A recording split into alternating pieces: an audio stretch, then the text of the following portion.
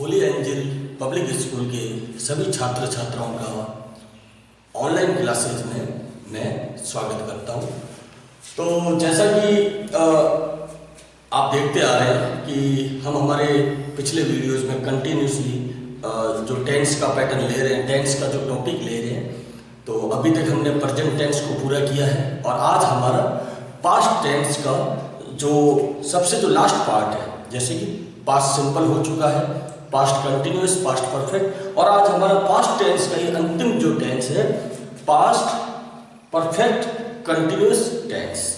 तो past perfect continuous tense को आज हम समझेंगे। तो जैसा कि आपको पता ही है कि टेंस हमारी ग्रामर का मूल आधार है, जिस पर हम पहले भी बात कर चुके हैं हमारे पिछले वीडियो में। तो आप देखिए, सबसे पहले जो पास्ट परफेक्ट टेंस है उसकी थीम को समझना जरूरी है। उसकी जो थीम है उसको समझना जरूरी है कि पास्ट परफेक्ट कंटिन्यूअस यानी कि भूतकाल में कोई ऐसा कार्य जो भूतकाल में निरंतर रूप से एक समय में शुरू हुआ और उसी समय में वो आगे चलता रहा या उसी समय में चलते हुए पूरा हुआ। तो क्या हुआ कि भूतकाल में एक कार्य प्रारंभ हुआ और उसी समय में शुरू होकर उसी समय में वो चलता रहा या खत्म हो गया। तो ये स्थिति जो होती है ये भूतकालिक स्थिति है, और ऐसी स्थिति को दिखाने के लिए अक्सर जिस टेंस का प्रयोग किया जाता है वो टेंस है पास्ट परफेक्ट कंटिन्यूअस टेंस, है ना। तो इसकी जो थीम है वो हमें पता होनी चाहिए कि थीम इसकी क्या है, ठीक है। उसका जो रियल मीनिंग है, मतलब है, उसका जो प्रयोग है वो हमें पता होना चाहिए। अब उसी क्रम में मैं आगे बढ़ूंगा। अब आप देख सकते हैं कि पास्ट परफेक्ट कंटिन्यूअस टेंस जो कि हमारे जो पीछे के टेंस रहे, हमने सारे टेंस को प्रॉपर तरीके से उसको फॉलो किया है, उसको पढ़ा है, उसको समझा है। क्योंकि मेरा जो किसी भी टेंस को जो पढ़ाने का जो तरीका रहा है, जो मैं ऑनलाइन वीडियोस में भी आपको बताता रहा हूँ, तो मेरा तरीका मैं इस तरीके को फॉलो करता हूँ जिस तरीके में हर वर्ग के बच्चे को वो बड़ा ईजीली समझ में आए। क्योंकि टेंस पढ़ाने का तरीका हम देखो अक्सर कई वीडियोस देखते हैं या हम रेगुलर क्लासेस में भी देखते हैं, तो टेंस पढ़ाने का हो सकता है कई तरीके अलग अलग होते हैं। शॉर्ट तरीके भी होते हैं, टेबल का भी तरीका होता है, और बहुत ज़्यादा छोटा करके भी उसको कर सकते हैं। लेकिन मेरा ये मानना है कि पर्सनली मैं वीडियो में यही प्रेफर करता हूँ कि ये जो मेरा टॉपिक है ये उन सब बच्चों के लिए होना चाहिए जो अलग अलग वर्ग के। अगर कोई बच्चा एवरेज है, कोई बच्चा वीक है, कोई इंटेलिजेंट है, तो सब बच्चों के लिए एक ऐसा तरीका हो कि उनको इजीली समझ पाए, उनकी खुद की भाषा में उनको ऐसा लगे कि वो अपनी खुद की भाषा में समझ रहे हैं। तो ये उनके लिए बड़ा एक पॉजिटिव रहता है, और मेरा भी यही प्रयास रहता है कि मैं अपने वीडियो के माध्यम से, ऑनलाइन वीडियो के माध्यम से मैं बिल्कुल एक ऐसा तरीका अपनाऊं कि हर वर्ग के बच्चे को वो अच्छे से समझ में आए, है ना। ऐसा नहीं हो कि हम बिल्कुल इंग्लिश टू इंग्लिश ही चल रहे हैं। हमें कई बार टेंस को समझाने में हिंदी लाइंस का भी यूज करना पड़ता है ना। तो वो इसलिए है कि हर वर्ग के बच्चे को बड़े इजीली सरल तरीके से वो चीज़ समझ में आनी चाहिए। हमारा पहला जो पर्पज होता है, हमारा पहला जो मोटो होता है वो यही है कि हर वर्ग के बच्चे को, वो बच्चा देखो हर क्लास में हर स्तर के बच्चे होते हैं, सबको समझ में आना चाहिए। उस हिसाब से मैं ये वीडियो बढ़ाता हूँ। तो आप देखें कि मैंने पास्ट परफेक्ट कंटिन्यूअस टेंस में, जैसे मैंने पिछले टेंस में भी बताया, हर टेंस की अपनी एक पहचान होती है। तो इसमें जैसे मैंने देखा हिंदी में पहचान, आप देख सकते हैं हिंदी में पहचान। तो हिंदी में जो पहचान है ये जो मैंने आपके सामने लिखी है, इसके अधिकतर जो इसके जो वाक्य होते हैं उनके अंत में या बीच में एक ऐसी स्थिति होती है, उस स्थिति के अनुसार अगर वो हिंदी वाक्य है तो आप उसको बड़ी उस स्थिति को देखते हुए आप बड़ी आसानी से उसको इंग्लिश में ट्रांसलेट कर सकते हैं और इंग्लिश टू हिंदी ट्रांसलेट कर सकते हैं। तो हिंदी में इसकी जो पहचान रहती है, से हो चुका था, से चल रहा था, से हो रही थी, से रहा था। अब बड़ी गौर से इन हिंदी में पहचान, इनकी जो हिंदी में पहचान है, इन आप शब्दों को देखें, इन वर्ड्स को, से हो चुका था, से चल रहा था, से हो रही थी, से रहा था, बराबर। तो ऐसे कई वाक्य होते हैं जिसके माध्यम से हमें उस समय के कालक्रम का पता चलता है ना। क्योंकि टेंस का प्रयोग ही इसलिए होता है कि हम सही वाक्यों का प्रयोग कर सके अंग्रेजी में और उनका सही हिंदी में प्रयोग कर सके, उस कालक्रम में जिस कालक्रम की वो बात बता रहा है ना, इसीलिए हम उसको टेंस को उस माध्यम से सही समझते हैं। अंग्रेजी में जो इसकी पहचान है वो ये है, हैड बीन वर्ब की first form plus ING, had been verb की फर्स्ट फॉर्म प्लस आईएनजी, इसकी अंग्रेजी में पहचान है। ठीक है, तो जैसा कि इसी क्रम में आगे हम देखेंगे, जैसा कि हम हर टेंस को समझते हुए आए हैं, हर टेंस का अपना अपना एक स्ट्रक्चर रहता है, अपनी अपनी हेल्पिंग वर्ब रहती है, अपनी अपनी स्थिति रहती है। तो आप देखें, सबसे पहले है अफर्मेटिव स्ट्रक्चर। तो अफर्मेटिव स्ट्रक्चर मुझे बताने की जरूरत नहीं, आप मेरे पिछली वीडियो में भी आपको पता है, मैं बता चुका हूँ कि अफर्मेटिव यानी सरल वाक्य, सकारात्मक वाक्य, पॉजिटिव सेंस वाला वाक्य। तो इसकी जो स्ट्रक्चर है वो स्ट्रक्चर आप देखिए, सब्जेक्ट हैड बीन वर्ब की first form plus ING, object for since plus time. ठीक है, अब देखिए ये जो स्ट्रक्चर आप देख रहे हैं, इस स्ट्रक्चर में आपने एक चीज आपको गौर करना है कि जैसे कि ये helping verb had been plus verb की फर्स्ट फॉर्म प्लस आईएनजी, ठीक है, और उसके बाद जो हमारा ऑब्जेक्ट है उसके साथ साथ ऑब्जेक्ट के जो साथ में आप देखें कि for since plus time, for since plus time. तो आप देखिए कि सिंस और फॉर प्रेजेंट परफेक्ट में भी आता है, प्रेजेंट परफेक्ट कंटिन्यूअस में भी आता है ना, लेकिन इसमें क्या है कि इसमें भी फॉर और सिंस आया है और प्रेजेंट परफेक्ट कंटिन्यूअस में फॉर और सिंस आता है, बराबर। लेकिन दोनों में एक फर्क है, और वो फर्क ये है कि प्रेजेंट परफेक्ट कंटिन्यूअस में क्या होता है कि कोई कार्य जैसे कि मान लो भूतकाल में शुरू हुआ तो वो वर्तमान में भी वो काम जारी है, भूतकाल में शुरू हुआ और वर्तमान में भी जारी है ना। तो जैसे होता है ना, he has been living in Jaipur since July 19, यानी कि 19 जुलाई से वो जयपुर में रह रहा है, मतलब अभी भी रह रहा है, भूतकाल में शुरू हुआ रहना और अभी भी रह रहा है, मतलब भूतकाल का प्रभाव वर्तमान में पड़ता है। इसमें इतना फर्क है कि इसमें भी जो सिंस और फॉर आया है उसमें क्या होता है कि भूतकाल में कोई कार्य शुरू हुआ और भूतकाल में वो खत्म हो गया, भूतकाल में कोई कार्य शुरू हुआ और भूतकाल में ही वो कार्य समाप्त हो गया या उसमें चल रहा था। ठीक है, तो ये स्थिति दिखाने के लिए इसमें क्या होता है, फॉर और सिंस के साथ टाइम दिया जाता है, एक निश्चित टाइम या क्लॉज दिया जाता है। बस इस टेंस की मुख्य जो विशेषता है वो यही है कि भूतकाल में कोई कार्य शुरू हुआ, भूतकाल में वो कार्य चलता रहा, तो उसमें बस उस स्थिति को दिखाने के लिए फॉर और सिंस के साथ एक टाइम या एक क्लॉज, एक समय अवश्य दिया जाता है।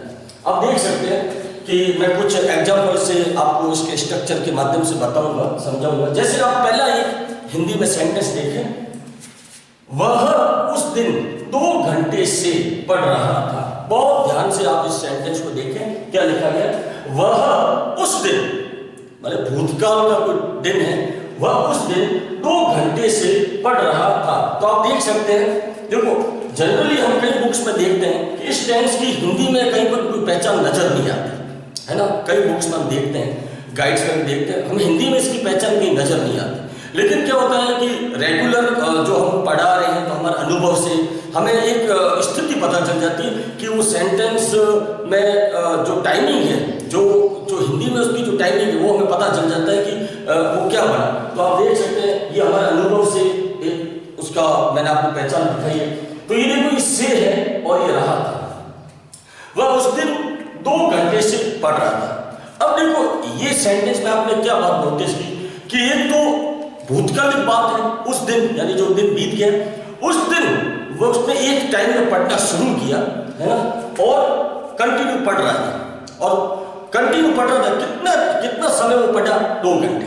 कितना समय वो पढ़ा, 2 घंटे, यानी एक तो उस दिन यानी भूतकाल का समय, और उसमें भी उन्होंने एक निश्चित समय दे दिया कि 2 घंटे, मतलब उस दिन वो 2 घंटे पढ़ रहा था, मतलब भूतकाल में ही उसने काम शुरू किया और वो काम भूतकाल में 2 घंटे तक चला, बराबर ना। तो ये आप समझ सकते हैं कि इस टेंस को इस तरह हम इसका प्रयोग करते हैं। तो अब इसको हमें इंग्लिश में ट्रांसलेट करना है। तो आप देख सकते हैं, he had been studying that time for 2 hours, है ना। देखो इसको सेंटेंस को कैसे हमने सेट किया, और जैसा कि इसका एक नियम है कि आपको मैंने बताया स्ट्रक्चर में कि फॉर सिंस प्लस टाइम, तो ये जो फॉर सिंस है प्लस टाइम आता है, ठीक है, फॉर सिंस प्लस टाइम। तो आप देख सकते हैं कि ये सिंस हो गया और ये मॉर्निंग, यानी मॉर्निंग क्या, मॉर्निंग का मतलब था सुबह। तो इन्होंने क्या एक समय बताया, कौन से समय में? सुबह, सुबह के समय में। उससे पहले देख लो आप सिंस आ गया, तो हमारा नियम, इसका नियम क्लियर है, फॉर सिंस प्लस टाइम। तो ये देखिए सिंस प्लस समय, एक समय ले लिया, मॉर्निंग टाइम दिखा दिया उस समय। लेकिन अब देखो ऐसा है कि मैंने जैसा कि एक हमारे पास्ट कंटिन्यूस टेंस में मैंने एक एडवर्बियल बताया था, that day, that time, at the moment, है ना। तो आप कंफ्यूज ना होइए, बिल्कुल भले ही इसके लिए नहीं। अब ये हम देखते हैं एडवर्बियल दैट टाइम, है ना, तो एक तो लगता है कि यार ये पास्ट कंटिन्यूस का नहीं, उसके साथ साथ आगे आप देखिए कि सिंस प्लस टाइम दिया है, तो आपको ये सेंटेंस आपका इसमें आ जाएगा, बिल्कुल पास्ट परफेक्ट कंटिन्यूस में ये आ जाएगा, ठीक है। अब उसके बाद हम देखते हैं इसका नेगेटिव स्ट्रक्चर, नकारात्मक वाक्य, जिसमें नॉट आता है, नहीं, है ना, नकारात्मक वाक्य। तो बिल्कुल आप देख सकते हैं नकारात्मक वाक्य, subject had plus not plus been verb की first form plus ING object for since plus time, बिल्कुल नॉर्मल स्ट्रक्चर है। क्या फर्क है दोनों में? इसमें नॉट लग गया, क्या लग गया? नॉट। तो अब हमें इसी नॉट को लेके एक हिंदी वाक्य को इंग्लिश में कन्वर्ट करना है। उस समय सुबह से वर्षा नहीं हो रही थी। उस समय यानी जो समय बीत गया है, भूतकालिक समय, भूतकाल की एक बात आप मान लो वर्तमान में कह रहे हैं कि उस समय सुबह से वर्षा नहीं हो रही थी, ठीक है। तो आप उसको इंग्लिश में जब ट्रांसलेट कर रहे हैं तो it had not been raining that time since morning, that time since morning, ठीक है ना। अब देख सकते हैं दैट टाइम सिंस मॉर्निंग, बिल्कुल आपको समझ में आ गया होगा कि it had not been raining that time since morning, यानी उस दिन सुबह से वर्षा नहीं हो रही थी। तो आप देख सकते हैं कि दैट टाइम के साथ साथ आगे सिंस प्लस मॉर्निंग आ गया, सुबह का एक समय आता है, ठीक है। अब आप आगे जाएंगे इंटरोगेटिव स्ट्रक्चर, किस पे जाएंगे? इंटरोगेटिव। इंटरोगेटिव का मतलब होता है प्रश्नवाचक वाक्य, है ना, प्रश्नवाचक। तो जनरली क्या होता है, मैंने आपको पहले भी बताया है कि ज्यादातर जो इस तरह के जो स्ट्रक्चर या टेंस होते हैं, जो पास्ट टेंस से रिलेटेड होते हैं, इन टेंस का ज्यादातर जो प्रयोग है वो हम राइटिंग सेक्शन में ज्यादा करते हैं। ऐसे राइटिंग, स्टोरी, पैराग्राफ, रिपोर्ट, ऐसे में ज्यादा यूज करते हैं। उसमें क्या होता है कि हम पास्ट में हम कोई भी ऐसे लिख रहे हैं, कोई स्टोरी लिख रहे हैं, कोई पैराग्राफ लिख रहे हैं, उसके अंदर ही हम क्या करते हैं कि भूतकालिक समय में किसी को कोई सवाल भी पूछना हो, भूतकालिक समय में कोई सवाल, तो भूतकालिक समय में सवाल पूछने के लिए क्या होता है कि जो भूतकालिक जो हमारे हेल्पिंग वर्ब है उसको हम आगे ले लेते हैं। तो बिल्कुल ये एक सिंपल सा इसका स्ट्रक्चर है, आप देखिए इंटरोगेटिव स्ट्रक्चर, ये देखिए। तो इसमें जैसा कि आपको पता है कि इंटरोगेटिव हमेशा क्या होता है, इंटरोगेटिव हम क्या करते हैं, हेल्पिंग वर्ब को आगे लेते हैं। तो हमने यहाँ पे भी यही काम किया, हेड, फिर हमारा सब्जेक्ट आ जाता है, फिर हेल्पिंग वर्ब की जो दूसरी जो साइड क्रिया वो लगाते हैं, वर्ब की first form plus ING object for since plus time. बस इसका इस टेंस में और प्रेजेंट परफेक्ट कंटीन्यूअस टेंस में इतना ही फर्क है कि प्रेजेंट परफेक्ट टेंस में भूतकाल की घटना का संबंध वर्तमान से होता है, और इस टेंस में जो सिंस फॉर प्लस टाइम है उसका ये कि भूतकाल में कोई घटना शुरू हुई और भूतकाल में वो चलती रही या खत्म हो गई, उसका प्रभाव वर्तमान में नहीं पड़ता, ये फर्क है। इसलिए सिंस और फॉर उसमें भी यूज होता है, इसमें बस उसका एक फर्क है, उसका प्रयोग का। तो आप देखिए मैंने ये जो स्ट्रक्चर आपके सामने जो लिखा, एक सेंटेंस है हिंदी में बहुत छोटा सा, क्या तुम्हारा भाई कल 2 घंटे से खिलौने खरीद रहा था? क्या तुम्हारा भाई कल 2 घंटे से खिलौने खरीद रहा था? अब जनरली इसको हम अगर इंग्लिश में ट्रांसलेट करें, है ना, तो क्या बन जाएगा? तो हमें वाकई की जो हिंदी है, हिंदी सेंटेंस से हमें ये ज्ञात हो जाता है कि वो किस टेंस में सही तब्दील होगा, सही बदलेगा। तो मैंने इसके लिए क्या जरूरी, जो मैं हमेशा एक मुख्य बात बताता हूँ वो क्या है, हिंदी में पहचान। क्या है? हिंदी में पहचान। मान लो ये सेंटेंस आपके सामने हिंदी में लिखा हुआ है, तो आपको उसको अच्छे से रीड करके उसमें एक चीज देखनी है। आप देखें से रहा था, से रहा था, उसमें आप देखें एक समय भी दिया गया 2 घंटे, बराबर। उसमें आप एक और चीज देखिए, कल यानी क्या हुआ, बीता हुआ कल, यस्टरडे, सही है। तो ये आपको कुछ ऐसे वर्ड से आपको पता चल जाता है कि इस सेंटेंस को हमें किस सही टेंस में बदलना है, किस सही टेंस में बदलना। इससे हमारा क्या होगा, कभी भी कोई sentence English to Hindi, Hindi to English grammatical गलत नहीं होगा, क्योंकि हमें उसकी कुछ बेसिक चीजें पता है। तो आप इसको इंग्लिश में ट्रांसलेट करें तो देखें, had your brother been buying toys for 2 hours yesterday। आप देख सकते हैं ये फॉर आ गया, फॉर प्लस टाइम आया कि नहीं। तो अब आप इसके साथ ये कंफ्यूज ना हुई कि सर ये यस्टरडे भी इसके साथ है। यस्टरडे तो सर पास्ट सिंपल का एडवर्ब है, ठीक है, आपकी बात सही है, पास्ट सिंपल का एडवर्ब है। और सर आप जैसे कि हम पिछले वीडियो में देख चुके हैं कि एडवर्ब देख के हम तय करते हैं कि वो किस टेंस से रिलेटेड है। लेकिन एक बात ये भी तो है ना कि ये चलो एडवर्ब आया है, लेकिन उसके साथ साथ ये भी तो देखिए कि फॉर प्लस टाइम भी तो आया है, और फॉर प्लस टाइम किसकी पहचान है? Past perfect continuous. तो ये चीज आपको पहले देखनी है कि इस चीज के साथ कोई भी ऐसा एडवर्ब जो उसके पिछले टेंस का प्रयोग हुआ है, लेकिन आप जो उसका मुख्य नियम है उसको ध्यान रखना है। तो यहाँ फॉर प्लस टाइम है, यानी कि भूतकाल के एक समय में, एक समय से कोई कार्य शुरू हुआ और दूसरे समय तक वो चलता है। वो कल 2 घंटे से खिलौने खरीद रहा था। क्या वो कल 2 घंटे से, कल समय आ गया, 2 घंटे से वो मतलब एक समय भी दे दिया निश्चित। तो इस तरह आप समझ सकते हैं कि पास्ट परफेक्ट कंटिन्यूअस टेंस का जो स्ट्रक्चर रहता है, जो पहचान रहती है, वो आपने देखी। और आगे हम देखेंगे, तो आगे हम अब देखेंगे पास्ट परफेक्ट कंटिन्यूअस का जो अगली जो मुख्य बातें हैं वो हम देखेंगे। क्या है कि जैसे कि हर टेंस का जो भी स्ट्रक्चर रहता है, तो उसमें क्या होता है कि जो सब्जेक्ट होता है, सब्जेक्ट के अकॉर्डिंग उसकी आगे हेल्पिंग वर्ब में कुछ चेंजेज होता है। कुछ टेंस में ऐसा भी होता है कि आपके सभी सब्जेक्ट, चाहे वो सिंगुलर प्लूरल है ना, उनके साथ जो हेल्पिंग वर्ब है वो एक सी रहती है, बदलती नहीं है। तो ये भी उसी तरह का टेंस है। आप देख सकते हैं इसमें सारे subject I, we, you, they, he, she, it, name या कोई सिंगुलर या प्लूरल, आप देख सकते हैं सबके साथ एक ही हेल्पिंग वर्ब जुड़ी रहेगी, हैड बीन प्लस वर्ब की फर्स्ट फॉर्म प्लस आईएनजी। तो ये हमारा पहला कॉन्सेप्ट क्लियर होना चाहिए, क्योंकि हम टेंस को समझ रहे हैं, उसके सेंटेंस को भी यूज करते हैं, राइटिंग में भी उसको यूज करते हैं। तो हमें ये पता होना चाहिए कि जिस स्थिति, जिस कालक्रम में हम टेंस का प्रयोग कर रहे हैं, तो उसके सब्जेक्ट के साथ जो हम हेल्पिंग वर्ब यूज करते हैं वो हेल्पिंग वर्ब एकदम सही हो, एकदम सही हो। ऐसा नहीं हो कि हम सब्जेक्ट के साथ वो हेल्पिंग वर्ब कुछ और ही लगा रहे हैं। ये बड़ा ध्यान रखने वाली बात होती है। और क्योंकि हमारे ग्रामर सेक्शन में भी ऐसे क्वेश्चन आते हैं, तो सब्जेक्ट के साथ जो हमारे हेल्पिंग वर्ब है वो किस टेंस का, किस कालक्रम में आप उसको कर रहे हैं, तो हेल्पिंग वर्ब एकदम सही लगनी चाहिए। तो उसी तरफ मैं बढ़ना चाहूँगा। अब आगे आप देखिए कि हर टेंस के अपने अपने कुछ रूल्स होते हैं, कुछ मुख्य बातें होती हैं, कुछ बेसिक नियम होते हैं। हमें इन सब रूल्स, नियम्स, बातों का एक पूरा कॉन्सेप्ट हमारा क्लियर होना चाहिए, क्योंकि ये हमारा स्टार्टिंग बेसिक है। और हमारा स्टार्टिंग बेसिक जो कि ग्रामर में सबसे पहले टेंस आता है, ये बिल्कुल कॉन्सेप्ट क्लियर होना चाहिए, क्योंकि इसी टेंस के माध्यम से हम पूरा अंग्रेजी सब्जेक्ट का ग्रामर, राइटिंग, रीडिंग सब करते हैं।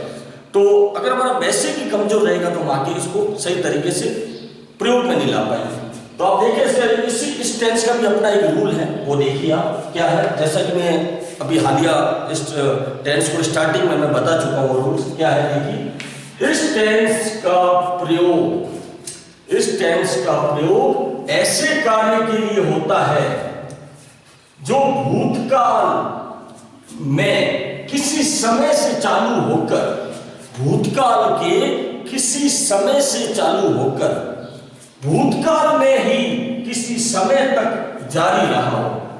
भूतकाल के ही किसी समय में कोई कार्य शुरू हुआ और भूतकाल के ही उसी समय में वो कार्य जारी रहा हो या एक निश्चित समय पे जाके खत्म हुआ, उसका वर्तमान पे प्रभाव न पड़ा हो।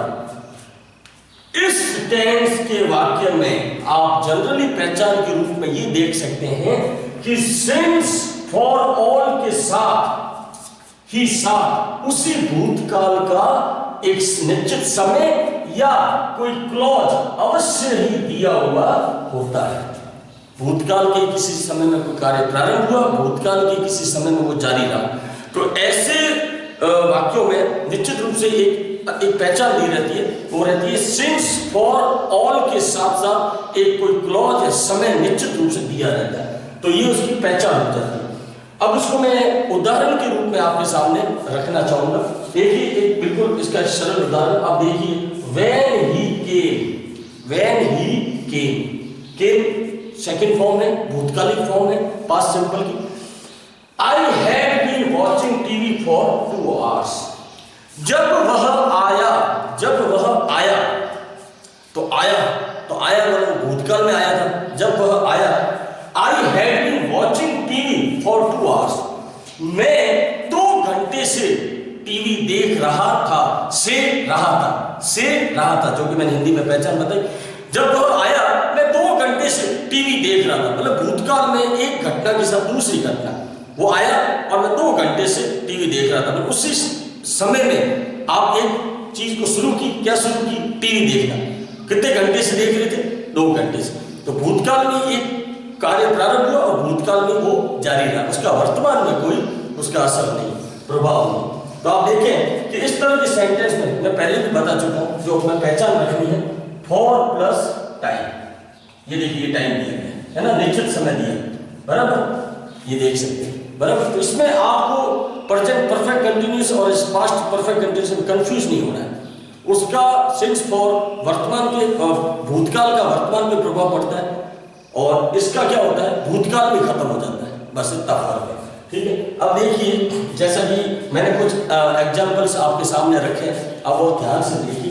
इन एग्जांपल्स को शुरू करने से पहले मैं एक कॉमन बात आपके सामने रखना चाहूंगा कि जनरली जैसे रेगुलर हम लोग इंग्लिश पढ़ते हैं या पढ़ाते हैं, तो जनरली एक हमें इसका पता रहता है कि इस तरह के वाक्यों का हमारे जो बोर्ड के जो एग्जाम्स होते हैं, जो ग्रामर सेक्शन के रूप में जो सवाल आते हैं, उनमें इस तरह के सवालों का जो प्रयोग है या इस तरह के जो सवाल आते हैं वो बहुत कम आते हैं, नहीं के बराबर आते हैं। तो इसका भी एक आप थोड़ा रिमाइंड रखें। लेकिन इसका ज़्यादातर देखो टेंस है, टेंस का प्रयोग हमेशा हर रूप में रहता है, राइटिंग में भी रहता है, रीडिंग में भी रहता है। हम कोई बुक्स पढ़ रहे हैं इंग्लिश का, उसको सही कालक्रम में अगर समझना है तो टेंस की मदद जरूरी है, उसका हमें पता रहना चाहिए। अब देखिए, मैंने फिलहाल आपके सामने कुछ एग्जांपल्स रखे हैं। जैसे ये क्वेश्चन है, when he came I was very tired. आप देख सकते हैं कि इसमें ये सेंटेंस आप देख रहे हैं जो संयोजक के रूप में है कि व्हेन ही केम एक सेंटेंस बन गया, आई वाज वेरी टायर्ड दूसरा बन गया। तो थर्ड में देखिए कि आई और आगे ब्लैंक है, फिर आगे एक फॉर्म है ऑल डे। तो ये देख सकते हैं आप इसमें कि सबसे पहले मैंने आपको क्या बताया, ध्यान रखिए, और उसका नियम अभी आपने पढ़ा है कि भूतकाल के किसी समय में कोई कार्य जारी हुआ और उसी में वो चल रहा है, तो निश्चित रूप से कोई क्लॉज क्या होगा, क्लॉज या भूतकाल में सिंस फॉर ऑल के साथ साथ कोई टाइम दिया हुआ रहेगा। तो उसने क्या बोला, क्लॉज अवश्य दिया रहता है। तो ये क्या हो गया, क्लॉज हो गया। कहाँ गए, ये हो गया हमारा क्लॉज, वैन आगे, और ये हमेशा शुरू में आएगा। वैन कहाँ आएगा, शुरू में। तो ये क्लॉज हो गया। दूसरा क्या हो गया, ऑल प्लस वो दिन बता दिया, कुछ दिन, है ना। तो अब आप देख सकते हैं, इतने में आपको पता चल जाता है कि इस तरह के सेंटेंस को अगर हिंदी में ट्रांसलेट करेंगे तो उसकी सही हिंदी क्या होगी, और इसको अगर ऐसा फिल भी करना हो तो बिल्कुल आपके सामने मैंने जो उसका बेसिक नियम बताया उसको देखते हुए आप उसको फिल भी कर सकते हैं। आई हैड बीन क्या हो जाएगा, वर्किंग, क्या हो जाएगा, वर्किंग। फिर उसके बाद देखते हैं कि दूसरा सेंटेंस, बहुत ध्यान से आप देखिए, ये भी एक लॉन्ग सेंटेंस है। बस उसी तरह से आपको देखना है कि इसमें भी आप देख सकते हैं कि ये फॉर आ गया प्लस दैट इवनिंग आ गया, है ना, देखो टाइम भी दे दिया, और आप समझ सकते हैं। अब इसमें आप क्या करेंगे, वी हैड बीन कुकिंग, ये भी हमारा हो गया। अब उसके बाद देखिए जो तीसरा सेंटेंस है, बिल्कुल ध्यान से, व्हेन क्या आ गया, क्लॉज आ गया स्टार्टिंग में, बराबर, और यहाँ पे क्या आ गया, फॉर प्लस टाइम आ गया, बराबर। कोई कंफ्यूज की बात नहीं, बिल्कुल सरल है। और उसके बाद हम क्या भरेंगे इसमें, ही हैड बीन सिंगिंग, ठीक है, ये देख सकते हैं। इस तरह आप इन तरह के सेंटेंस को आप अपने तरीके से सॉल्व कर सकते हैं। हालांकि इनका ग्रामेटिकल सेक्शन में बहुत कम प्रयोग होता है, क्योंकि ये ज़्यादातर ये सेंटेंस रूल्स पे चलते हैं। और हमारे लिए क्या होता है कि हर टेंस का एक रूल्स का कॉन्सेप्ट क्लियर होना चाहिए, ताकि हम उसको राइटिंग में, रीडिंग में बहुत अच्छे से प्रयोग कर सकें। ठीक है ना। तो आपने देखा, बिल्कुल आप इस वीडियो को अपने तरीके से देखें और उसको यूटिलाइज करें, प्रैक्टिस करें, सेफ एंड स्टे